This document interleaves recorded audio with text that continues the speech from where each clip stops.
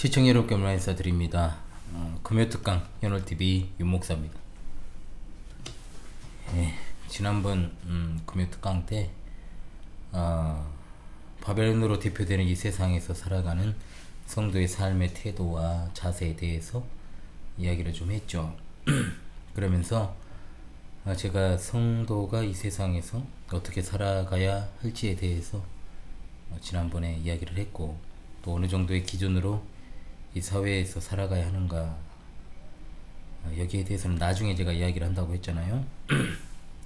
그리고 원수를 사랑한다라고 하는 것에 대해서도 특강을 한다고 했는데, 둘 중에 하나만 일단 해야 할 것 같아서 원수 사랑은 다음으로 넘기고, 일단 어느 정도 기준으로 이 사회에 벌맞춰 살아갈 것인가, 도대체 어떻게 세상에서 살아갈 것인가, 이거 정확히 제가 자주 말했죠.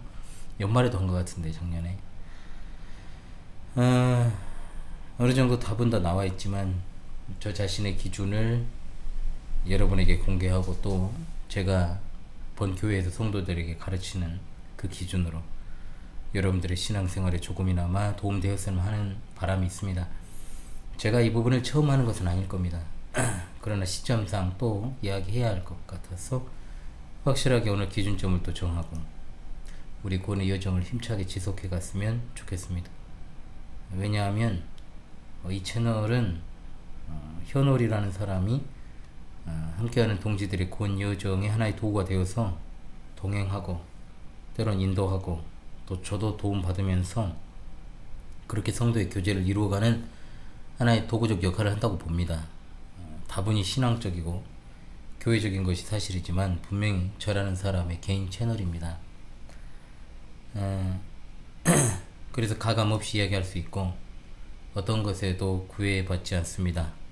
저와 같은 길을 가시는 분들이 저와 동지고, 그렇지 않은 분들은 그냥 제 채널에 들어와서 잠깐이라도 참고하고 가거나, 또는 맞지 않으면 떠나는 것이 맞죠. 그런 분들도 많이 있었고, 그래서 늘 목양자의 심정으로 이 채널을 운영하는 제가 다른 의도를 품고 있지 않음을 다시금 말씀드리면서 바벨론에서의 성도의 삶에 대한 두 번째 시간을 갖도록 하겠습니다. 오해하지 말 것은 신자의 영적인 삶과 어떤 사회에서의 삶을 나누려고 하는 시도가 아니라는 것. 신자가 신중함과 경건함과 의로움으로 살아갈 때 당연히 세상과 충돌이 날 수밖에 없습니다. 그 필연적입니다. 적극적으로 그 사회 속에서 살아간다는 것이, 그렇게 했을 때 충돌이 전혀 없는 그런 삶이다? 아닙니다. 우리가 살아가는 세상이 전에 없이, 정말로 제가 대놓고 이야기합니다, 굉장히 수준이 낮아졌어요. 망가져 있다는 겁니다. 총체적으로 하나부터 열까지. 그걸 갖다가 인식을 하고 우리가 이 세상을 바라봐야 됩니다. 자칫 잘못하면 우리도 그냥 그저 그런 교회 다니는 대중 가운데 한 사람으로 그렇게 살아갈지 몰라요. 절대 그렇게 살아가면 안 되잖아요, 여러분. 진짜 우리도 그렇게 될 수 있다는 거예요. 그리고 그렇게 살아갈 수도 있고, 앞으로 안 그러면 되는 거니까. 지난번에 말씀을 드렸던 것처럼 교회를 다니되 현실에서 좌든 우든 쏠려 있거나 극으로 가 있거나, 또는 늘 흔들리고 있는 이도 저도 아닌 전혀 기준점 없는 신앙과 삶으로 일관할 수 있다는 거예요, 남은 인생 가운데도.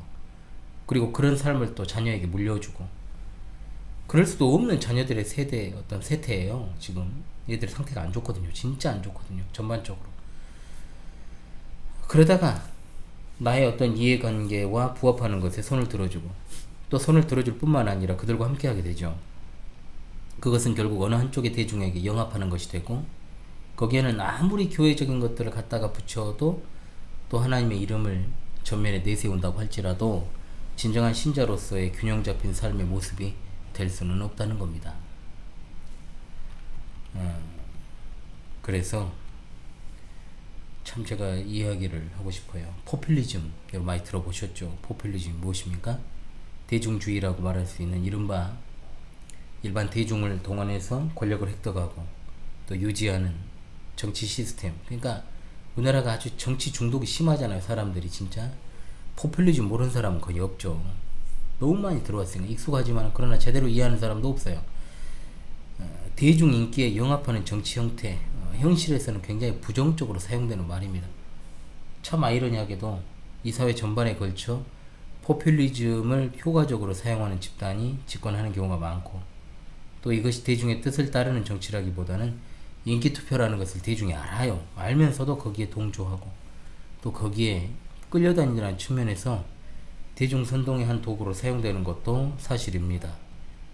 그러나 원래의 어떤 순수한 의도를 그대로 적용한다면 대중의 뜻을 따르는 정치 형태를 말하는 것이고, 또 대중이라 하면 기득권 최상층부에 있는 엘리트를 제외하고 나머지 사람들을 가리키거나 대다수 서민으로 이루어진 우리나라 현실에서 서민들을 위한 정치 형태라는 측면에서 사실 그것이 현실에서 거의 구현되기 어려운 것임도 사실이에요. 이것은 좌우에 상관없이 나타나는 것이 특징이고, 문제는 신자들조차도 포퓰리즘이 뭔지를 모르고 이미 포퓰리즘에 의해 이리저리 흔들리는 사람이 대부분이란 거죠. 신자 비신자를 가리지 않습니다. 마치 대한민국의 좌우 이념 대립이 실제로 있는 것처럼 착각을 하고 있지만, 진짜 구체적 현실을 직시한다면 좌우 이념 대립이라기보다 좌우 포퓰리즘, 좌우 기득권 사이에 고래싸움 새우등 터지는 형태고, 어느 쪽이 이 포퓰리즘을 더 극대화해서 잘 선동을 하여 중간에 있는 중도층의 일부 5에서 10%를 가져오느냐, 여기에 따라서 집권하게 되는 행태가 지금 최근 20년 사이 대선 전국에서 그대로 현실화되는 세상 우리가 살아가고 있잖아요. 직전에 2월 3일 대선에서도 우리가 그것을 봤지 않습니까? 우리 신자들이 살아가는 세상이 바로 그런 세상입니다. 우리가 대면하는 이 세상에 대해서 저항하는 것으로 인해서 겪게 되는 것이 참으로 다양해요. 이 세대의 유혹, 압박에 대해서 저항한다는 걸 어떤 한국교회 신자들 다수의 수준으로 보면, 단순히 종교활동을 열심히 하는 수준으로 생각을 해버리면 여기서 논의는 끊어져 버리죠. 주일이나 또는 그 외 시간에 종교적 행위를 많이 하는 것 자체에 대해서 박해가 들어오지는 않습니다. 결국 이 문제는 뭐냐? 삶의 방식의 문제라는 거죠. 대세를 따르지 않고 유행을 따르지 않고 대중 다수가 정말 거의 대부분이 생각하는 그 어떤 사고를 따르지 않는다는 것인데, 그냥 그렇게 하는 게 아니고 이미 지난 시간에 제가 말씀을 드린 것처럼 그것이 하나님의 뜻과 상반되기 때문에, 또는 하나님께서 그것을 기뻐하시지 않기 때문에 그것을 따르지 않는 거죠. 시편 22편을 노래하는 다윗이 바로 그런 자신의 상황을 노래하고 있잖아요. 사람들 가운데 나는 벌레요 비방거리요 조롱거리라고 말입니다. 엘리야 선지자 이야기도 올해 제가 첫 파수꾼의 단상에서 아마 이야기를 했던 것 같습니다. 시류에 영합하지 않는, 이른바 대중주의에 따르지 않고 당대의 죄악성을 거슬러 행하는 그가 홀로 남았다라고 이야기했던 그 모습. 시편 73편은 어떻습니까? 그야말로 악인들이 형통한 모습을 보면서 자신의 삶의 방식을 고민하고 심지어 하나님을 의심하기까지 하는 그런 혼란을 겪고 있잖아요, 시인이. 이사야 선지자의 사역도 마찬가지입니다. 다수에 동조하지 않고 가야 하는 길 분명하게 말씀하잖아요. 이 측면에서 빠지지 않는 것이 또 에레미야 선지자 아닙니까? 하나님의 말씀을 따르는 것으로 인해서 다수의 강력한 제재, 무시, 도전, 박해, 심지어 미친놈으로 취급까지 받았던 에레미야의 삶. 그럼에도 그는 대중에 영합하지 않았습니다. 오로지 주님의 손에 붙들려 살았어요. 기억합시다. 이것은 두 가지 측면을 가지고 있어요. 어떤 측면이냐? 우리가 하나님의 뜻을 따라 살아간다면 이 세대를 본받지 않을 것이고, 진정으로 하나님의 뜻을 따라 신실하고 진실하게 살아간다면 신앙과 삶에 있어서 거센 저항을 받게 될 수밖에 없다는 겁니다. 신앙과 삶을 분리되지 않죠. 신앙과 삶은 자꾸 분리하니까 문제가 되는데, 우리는 그 문제를 지난 시간에 극복을 한 신자라는 전제하에, 지난 시간에 극복 못했으면 다시 돌아갔다 오세요. 우리가 영적인 현실과 또 현실 사회를 바라보면서 우리가 겪고 있는 어떤 이런 모순되는 어려움을 분명히 인식하면서 살아가야 된다는 것입니다. 자, 이 세상에는요 신자 비신자 할 것 없이, 제가 여기서 말하는 신자는 껍데기 신자를 말해요. 즉 교회만 다니는 종교인들이죠. 교회 안팎으로 이 세대의 생각과 행동과 틀을 가진 사람 절대 다수가 포진하고 있어요. 대중은 현명하지 않다 하는 것이 저의 평상시 지론입니다만, 그럼에도 불구하고 정치인들은 대중을 선동하고 대중은 거기에 따르고, 또 절대 다수 대중이 따르는 길이 마치 정답이고 진리인 것처럼 행동하는 세상, 그게 바로 지금 우리가 살아가는 세상입니다. 그 어떤 시대보다도 더 개인주의가 횡행하잖아요. 그런데도 그것과는 정반대되는 것처럼 보이는 전체주의가 이 사회를 지배하는 이데올로기가 되고 있다는 겁니다. 단지 다른 이름으로 그것이 자행되고 있죠. 역사 속에서는 군국주의, 또 파시즘, 보통 전체주의라고 이걸 우리가 이야기하죠. 나치즘, 막시즘 같은 것이 대중을 선동해서 대중을 압박하는 일들이 많이 있었습니다. 그것은 아주 가까운 과거에도 그랬고 지금도 마찬가지예요. 오늘날에는 민주주의를 추구한다는 사회 속에서 굉장히 교묘한 형태로 이것이 발휘되기 때문에 사람들은 어떤 이것이 결국 전체주의라는 것을 생각하지 않고 거기에 빠져들어서 절대적인 원칙과 또한 진리가 이 사회에 존재하는 것처럼 착각을 하고 착각을 넘어서 거기에 몰입하고 거기에 완전히 함몰되어 살아가는 겁니다. 우리는 코로나 이전과 코로나 이후 시대를 거치면서 이와 같은 어떤 대중주의가 얼마나 심각하게 이 사회를 지배하고 있는지를 정확히 볼 수 있었습니다. 만약 여러분이 그걸 못 봤다면 여러분의 상태도 심각하죠. 교회에 대해서 여러분 일반 사회 대중의 시선이 어떠했는가요? 정말로 처참했잖아요. 완전하게 진짜 민낯이 드러났잖아요. 교회를 어떻게 생각하는지 세상이, 대중들이. 대한민국 사회를 기준으로 대중주의는 표면적으로 좌우로 양분되어 있는 것처럼 보입니다. 결국 하나거든요. 그런데도 하나의 다른 양상으로 나타나고 있는 거죠. 어느 한편에 서야 하지 않으면 안 되는, 좌든 우든 거기에 동조하는 사람과 동조하지 않는 사람, 중도라고는 불리지만 자신의 이해관계에 따라서 언제든지 좌도 될 수 있고 우도 될 수 있는 사람, 그렇게 완전하게 프레임이 짜여져 있어서 거기에 영합하지 않고 동조하지 않고 반대하거나 저항하는 저 같은 사람은 오히려 정상인으로 보질 않고 비정상으로 보고 다수의 포갑적인 힘으로 탄압하는 바로 어떤 그와 같은 대중의 실체, 이건 민주주의의 탈을 쓴 전체주의라고 볼 수 있는 거예요. 저는 지금 사회 정치적 접근을 하고 있는 게 아니에요. 영적인 접근을 가고 있는 겁니다. 자꾸 이것을 구분하려고 하니까 지난 시간에 말씀드린 대로 이도저도 아닌 신앙, 이도저도 아닌 삶을 살아가는 거예요. 대중은 현명하지 않다는 건 그 현명하지 않은 대중을 선동하는 자가 있다는 뜻입니다. 그리고 그 다수의 대중에게 협력하지 않고 그 안에 들어와 있지 않은 자들을 적으로 간주를 하죠. 이렇게 되면 확고하게 영역적 구분이 이루어지게 되고 그 어떤 그 영역 서클 안에 한번 들어가게 되면 나오지 못하는 형태가 되죠. 왜냐? 나오는 순간 자기 자신을 잃어버리게 되니까. 이런 대중이 늘고 또 늘어서 오늘의 아주 저급하고 수준 낮은 정치 질서가 약 40년에 가까운 시간 동안에 확립이 된 것입니다. 와우, 시끄러워. 엘리트들이 바라는 세상이 바로 이거예요. 절대 다수가 우중이 되는 사회. 그래야만 자신들의 기득권을 위협하는 올바른 목소리를 그냥 밟아버릴 수 있고, 또한 자신들이 원하는 세상을 세우고 최종적으로 세계 정부를 향해 가게 되는. 너무 많이 간 것 같죠, 여러분? 아니에요. 왜 영적인 문제와 지금 사회적인 현실을 분리해 생각하면 안 되는지를 여러분이 진짜로 심각하게 고민하고 인식해야 된다는 겁니다.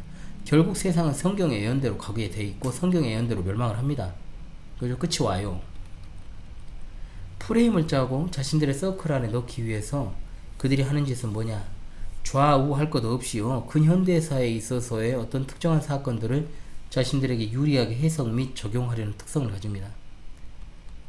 그잖아요, 여러분. 일제강점기냐 그냥 일제시대냐 이것부터 이제 난리잖아요. 응? 임시정부냐 아니면 언제부터가 우리나라의 시작이냐 이런 것부터 해가지고 말이 많은 어떤 일본의 식민 통치 시절, 그때 이제 임시정부 문제부터 시작해서 6.25 전쟁, 4.3 사건, 요순반란, 4.19, 5.16, 5.18, 광우병, 세월호, 후쿠시마 원전 문제와 같은 사건에 가깝게는 이태원 참사에, 그런데 그에 준하는 어떤 특정한 사건에 대해서는 놀라우리만치 무관심한 측면을 또 보이죠. 작년 12월 말에 있었던 무한항공 참사, 여러분 진짜 우리 기억에만 있지 완전히 잊혀지다시피 했잖아요. 진짜 어마어마한 끔찍한 참사였잖아요. 이게 뭐 나만 힘든가 그랬던 제가 진짜 마음이 그랬는데, 마치 특정한 사건이 자신들의 경전인 것처럼 프레임을 짜잖아요. 그런데 목숨값이 다른 거죠. 거기에 절대 다수의 대중의 이름으로 인을 쳐버리잖아요. 그것을 명문화하려는 시도를 끊임없이 수행을 하잖아요. 대중은 우매하지만 그 절대 다수의 대중의 힘 자체는 무시할 수 없는, 마치 그것이 신성 불가침 영역인 것처럼 치부하잖아요. 지금 우리가 그런 시대를 살고 있어요. 이거 또 감질해가지고 어쩔지 모르겠는데 518에 대해서 진짜 입도 깜딱 못하게 하잖아요. 진짜 이게 말이 안 되잖아요. 좌우 정치인들 할 것 없이 그 숫자 앞에서 다 벌벌거리며 질질 진짜 기어다니잖아요. 진짜 안 그래요? 이런 정말 말도 안 되는 상황을 살아가는 참된 그리스도인들이 이런 세대를 본받지 않으려고 하니 정말 얼마나 이 자체로 힘듭니까? 정말로 그렇습니다. 그런데 그 와중에 개인주의는 극에 달하고 있죠. 얼마나 모순적이에요. 안 좋은 것은 다 하는 거예요. 그러니까 개인주의가 극대화된 그 사람들이 전체주의화 되니까 더 무서운 거죠. 그래서 제가 좀비라는 표현을 잘 쓰는 거예요. 진짜 좀비. 제가 좀비 영화를 많이 봤어요. 그러니까 제가 특정한 어떤 장르를 좋아하는데 좀비 영화 많이 봤죠. 웬만한 좀비 영화 다 봤다고 볼 수 있어요. 네? 그리고 그걸 보면서 진짜 이게 마지막 시대의 어떤 이런 것들을 미리 예표적으로 이런 영화들이 보여주는 게 아닌가 생각을 했거든요. 2000년대 초반에. 거의 좀비에 가까운 행위.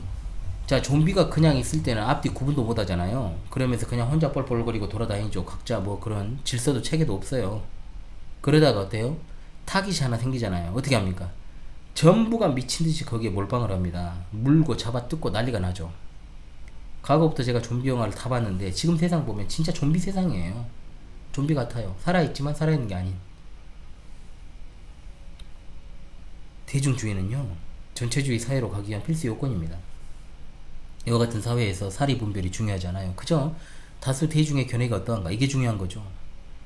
저도 참으로 아이들 교육이 쉽지 않음을 느껴요. 얼마나 느낍니까? 부모나 선생, 목사로부터 배운 것이 아니고 스마트폰이나 특히 유튜브를 통해서 거기에 동조하는 다수 구독자들이 찬동하는 것을 따르는 시대가 돼버렸잖아요.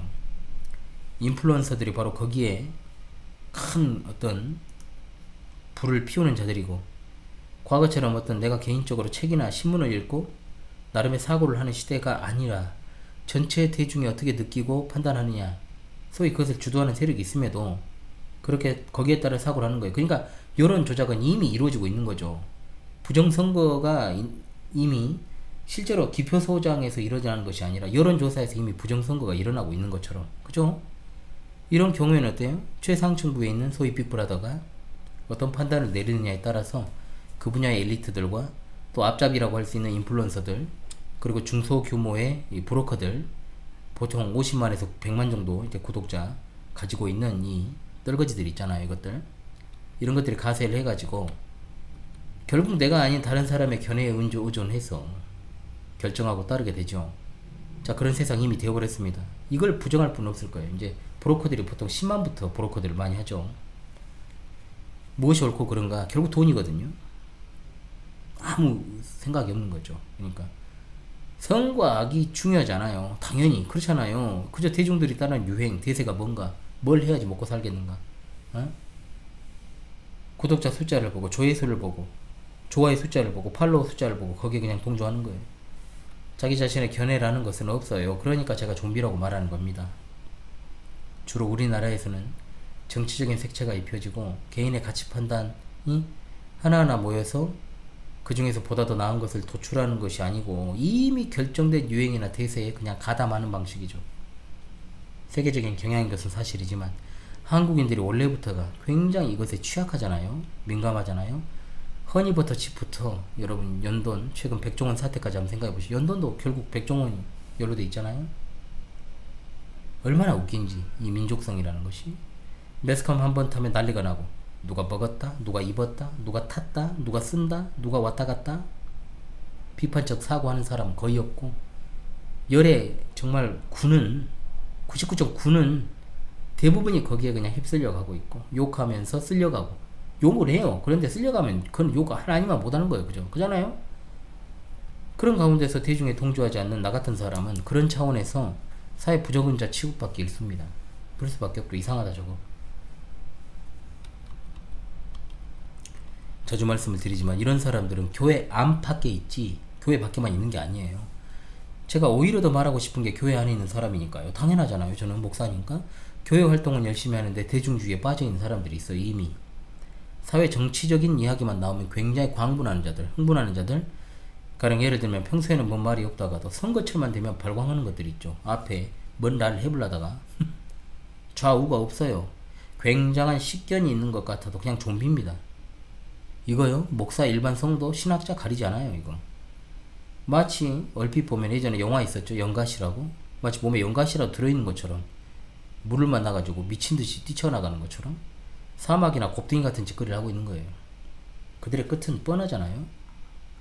세상에서 여러분 제일 멍청하고 어리석은 인간들이 있습니다. 전 두 부류로 나누는데 어떤 자들이냐, 둘 다 똑같은데 어디에 사느냐에 따라 달라요. 근데 그 자들이 또 여기 와서 그렇고 저기 가서 그럽니다. 하나는 뭐냐, 정치적인 견해 때문에 가족하고 싸우는 것들. 자, 또 하나는 뭐냐, 그리스도의 피로 값주고 사신 자들의 모임이라는 교회에서 정치적 견해 가지고 싸우는 것들. 저는 그런 것들을 용납하지 않습니다. 절대로 용납 못합니다. 우리 교회는 없어요, 그런 거. 제가 용납 못하니까. 내가 그만두는 한이 있어도 그런 꼴 못 보죠. 아니 목사님, 정치적인 이야기 목사님도 많이 하잖아요. 많이 하지요. 많이 합니다. 그런데 제가 어떤 특정 진영에 속해가지고 미친 소리 하진 않잖아요. 좌우 진영에 상관없이 잘못된 것이 있으면 지적을 하고, 옳은 방향이면 지지하고, 옳다 그것은 말해야죠. 그런 말도 못하면 그냥 재갈을 물려야죠. 입에 말 못한 짐승이 돼야죠. 목사는 하나님의 말씀에 근거해서 세상사에 대해서 옳고 그름, 선악관 이야기할 수 있는 거예요.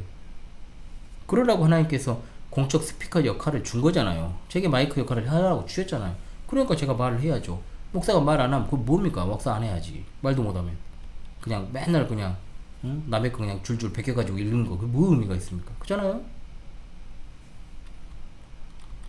이 세대를 본받지 않아야 될 그리스도인이라는 사람들이 적어도 교회 안에 있으면 주일 예배 참석하고 성찬에 참석하고 봉사를 하고, 우리가 그 내면을 몰라도요, 그냥 신자라고 부르고 그리스도인이라고 하잖아요. 성도라고 하고.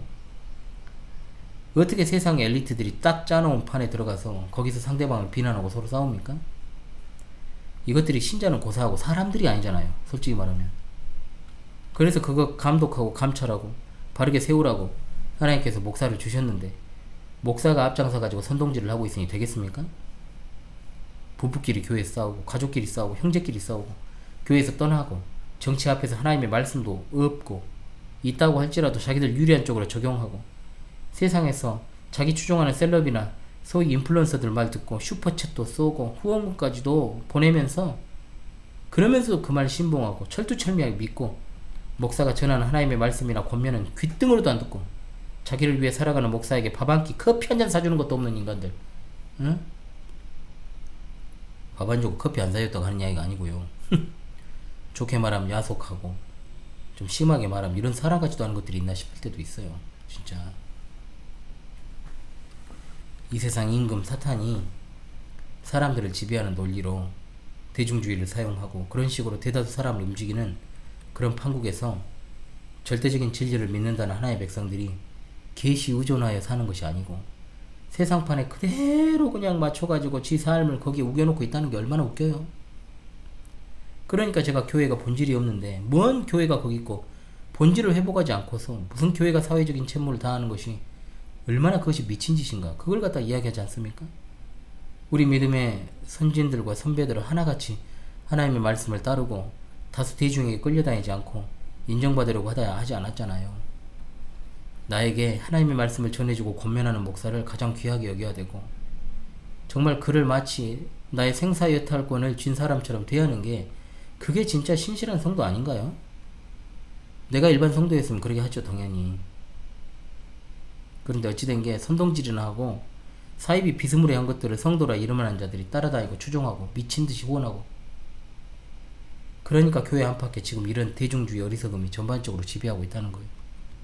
그러니까 신실한 목회자들의 목회도 안 되고요. 목회도 안 되고, 신실한 성도가 바른 신앙생활하기도 어려운 이런 토양과 풍토가 어느 날 갑자기 된 게 아니랍니다. 여러분, 아니라는 거예요. 이미 그렇게 흘러오고 있다가 코로나가 이제 그걸 갖다가 이제 쏙 올린 거예요. 민낯을 보여준 것이고, 한번 그 민낯이 드러나니까 아래 가라앉아 있던 것들이 이제 그 틈을 타가지고 온갖 더러운 것들이 수면 아래 가라앉아 있다가 다 올라오기 시작한 거예요. 떠오르기 시작한 거예요. 없던 게 생긴 게 아니에요, 여러분. 그 막이 하나 찢어졌을 뿐인데요. 대책을 세워야죠. 대책 세웁시다. 제가 왜 성도들에게 인스타 하지 마라, SNS 하지 마라, 왜 나도 모르게 대중주의에 영합하는 그런 행동을 하니까 불특정 다수, 즉 대중으로부터 듣는 좋은 평판 그까짓 거 아무것도 아니에요. 터치 한 번으로 끝나잖아요. 좋아요 같은 거, 응? 팔로우 하는 거, 그 하나님 반대편 서는 거예요. 하나님의 평가를 생각하고요, 하나님과의 관계를 생각해야 됩니다. 그렇지 않으면 사람의 평가를 생각하고 사람과의 관계를 우선시하게 되죠. 그럼 여러분, 대책을 강구하자 그랬잖아요. 딱 세 가지 말씀드릴게요. 여러분, 첫 번째, 대중주의에 영합하는 행동 자체를 하지 마세요. 사람들의 시선을 의식할 수밖에 없는 SNS 하지 마세요. 제발 하지 마세요. 거기에 몰두하면 자연스럽게 이 세대의 생각과 행동을, 그 틀을 따라가요. 목사가 전하는 하나님의 말씀이 아무런 역할을 못 해버린다니까요. 진짜 결정적일 때 이 작은 교회 몇 안 되는 양을 치고 있잖아요, 제가. 그런데 제가 이런 말을 하고 있잖아요. 그게 무슨 뜻이겠어요, 여러분? 무슨 뜻이겠어요, 그게? 그런 사람이 없는데 제가 하는 말일까요? 없어도 그냥 여러분 들으라고? 그냥 다른 데는 어떠겠어요, 진짜? 말도 못하죠. 난 나름대로 선방을 하고 있는 목사라고 생각하는데도 안 돼요. 안 돼. 그래도 안 되는데, 응? 겉으로만 교회 왔다 갔다 하고 속은 2세대 따르면서 그렇게 살아가는 삶은요, 결국은 말씀에 대해 도전을 하게 돼요. 말씀에 도전을 합니다. 지 스스로 교회를 판단해요. 목회자하고 이제 거리감이 생기는 거예요. 마음속에 거리감. 속히 회개해야 될 모습이잖아요. 진짜 꿇어 앉아서. 성경에 등장하는 하나님의 사람들, 우리 신앙의 선배들, 선진들 하나같이 그 대중주의에 영합하지 않고 살았다는 것을 생각하십시오. 하나님의 말씀을 기준으로 삼아서 옳고 그름을 판단하고 선악간에 판단하고 하나님께 신실하고. 비록 세상에서는 나에 대해서 어떻게 판단하지는 뻔하잖아요. 세상이 나를 어떻게 볼지. 또라이다 저거. 이렇게 말하겠죠. 이상하다. 왜? 여러분 99.9명이 술에 취해 있다니까요. 그런데 안 취해는 나는 이상한 거죠. 그들의 눈에는. 그래 내가 옳다니까요. 그렇게 살아가야 된다 이 말이에요. 여러분, 그런 세상이 밝았어요. 성경은 누누이 그렇게 말하고 있지 않습니까? 분명하게. 응? 하나님께 신실함이 가장 중요한 우리에게 세상의 판단과 지적질 그거 아무것도 아니에요. 중요하잖아요. 그러니까 여러분, 일단 말을 아끼십시오. 어디 가서 말을 아껴요. 불필요한 만남 갖지 마세요. 다스러하게 해서 옳은 것 아닌 거 알잖아요. 그러니까 그거 아주 기본적으로 저항의식을 가지세요. 그들이 앞서 있는 것도 아니에요. 저들이 모여있다고 해서 아무것도 아닙니다. 거기에 함몰되어 살아가면 하나님 앞에 어떤 모습으로 내가 서게 되겠는지를 생각해야죠. TV를 비롯한 각종 매스컴 다 끊어요. 끊어. 제가 얼마나 자주 말합니까? 특히 TV는 안 보는 게 좋고 없애버리는 게 좋고요. 쓸데없이 TV 수신료 내지 말고. 수신료 끊으려고 하는데 이놈 새끼들이 전화를 안 받아요. 어떻게 하는 방법이 있던데 진짜 이게 심각합니다. 이사밖엔 답이 없는 것 같아요.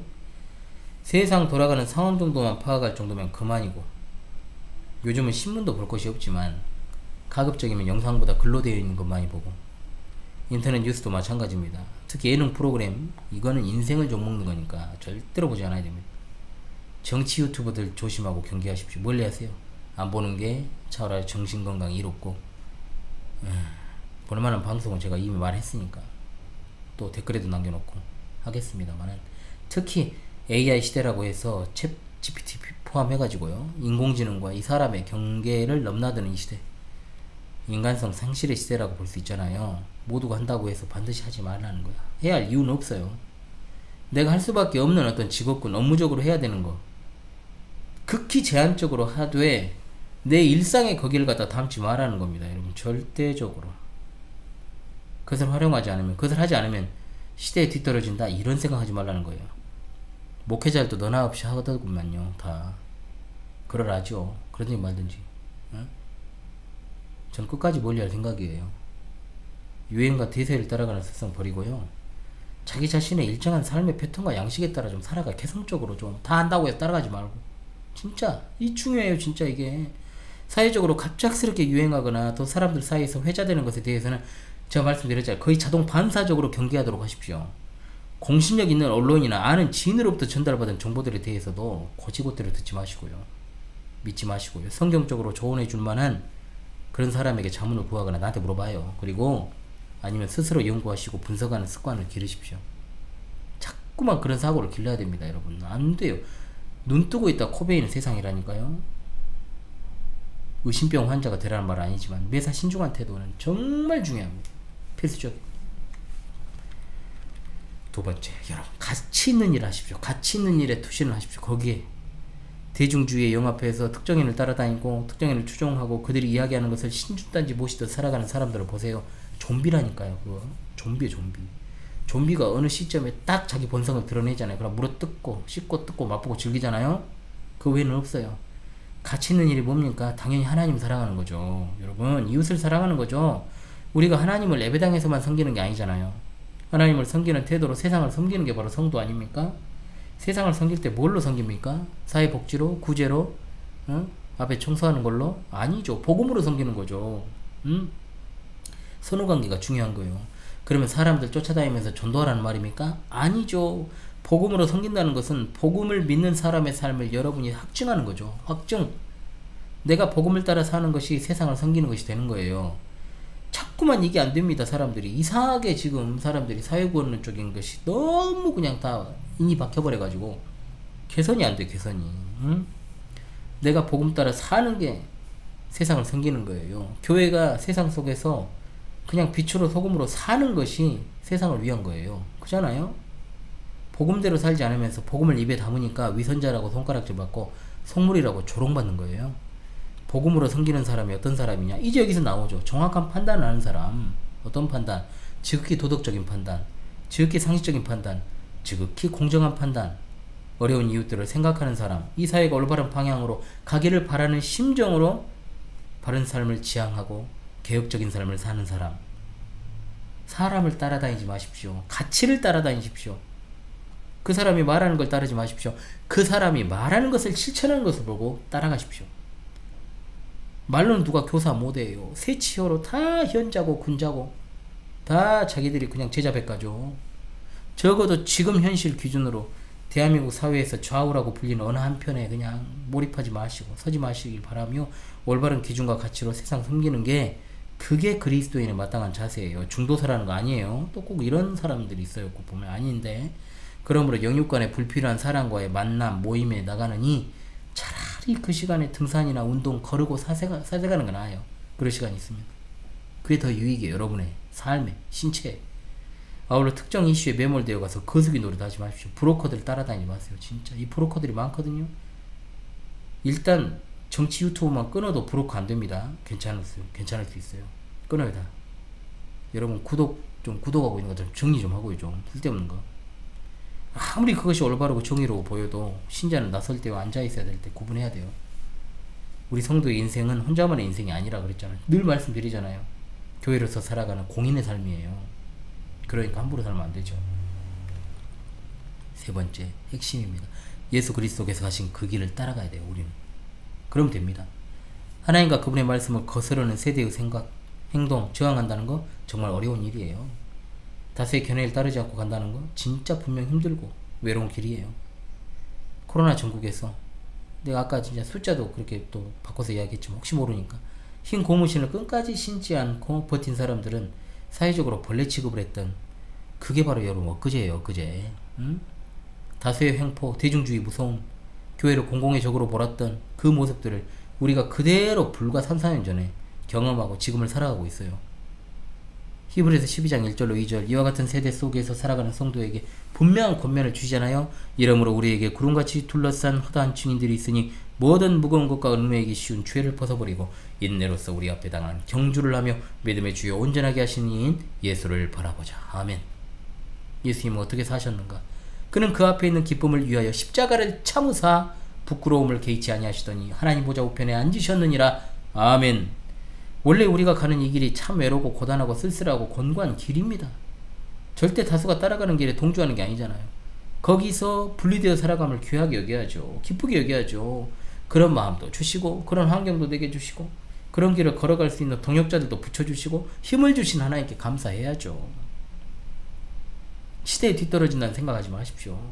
역사적으로 그리스도교는 언제나 세상에 먹혔던 것처럼 세상에 잡아먹혔던 것처럼 보였던 때가 있었습니다. 그런데 그리스도교를 박해했던 자들이 먼저 갔어요. 다 사라져버렸잖아요. 멸망했잖아요. 마지막 때도 그래요. 극심한 개인주의, 민주주의를 가장한 전체주의가 지배하는 사회, 대중주의를 표방한 선동이 난무하는 세상, 교회 안팎으로 대중영합적 태도들이 다 넘치는 사회, 교회에 소속되어 있고 주일마다 예배하면서도 주일 예배 시간을 제외한 나머지 시간들 속에서 세상의 손을 들어주는 태도들은 다 이미 사탄에게 잡아먹힌 태도라 이 말이에요. 참된 교회를 향한 전방위적 공격은 어제 오늘의 일이 아니었어요. 그러나 교회를 공격했던 자들은 다 역사 속에서 사라졌어요. 흔적도 없이. 흔들리지 않는 것은 가장 강력한 초엘리트도 아니고 세상 권력도 아니고 마지막 시대에 세워질 세계 단일 정부도 아니고 그들이 흔들어 쥐고 있는 절대로 어떤 한낱 아무것도 아닌 절대 다수의 대중이 아니라 오직 성경뿐입니다. 오직 성경, 영원한 생명 되시는 예수 그리스도 뿐이십니다. 세상이 바뀌고 또 바뀌어도 영원히 바뀌지 않는 것을 우린 따라야 되지 않아요? 십자가의 길을 가신 예수님처럼 우리도 절대로 시류에 영합하지 말고 엘리야의 고백처럼 나만 남는다고 해도, 나만 홀로 남았다고 해도 그 길로 갑시다. 그 길로. 세상에 나 홀로 남는다고 해도 말입니다. 나 홀로 남아도 그 길로 가야 됩니다. 주 예수여. 아멘. 주 예수여 오시옵소서. 이 사실을 여러분들이 고백하면서 바벨론에서 사는 성도의 삶 두 번째 시간은 제가 주일 밤에 고민하면서 새벽 자정이 넘고 1시가 넘더라고요. 작성했던 글입니다. 그리고 이제 녹화해서 여러분들에게 찾아갑니다. 여러분, 세상에 나 홀로 남는다고 해도 그 길로 가야 됩니다. 예수 그리스도의 길입니다. 지금까지 금요특강 현올TV 윤목사였습니다. 여러분 한 주간도 수고하셨습니다.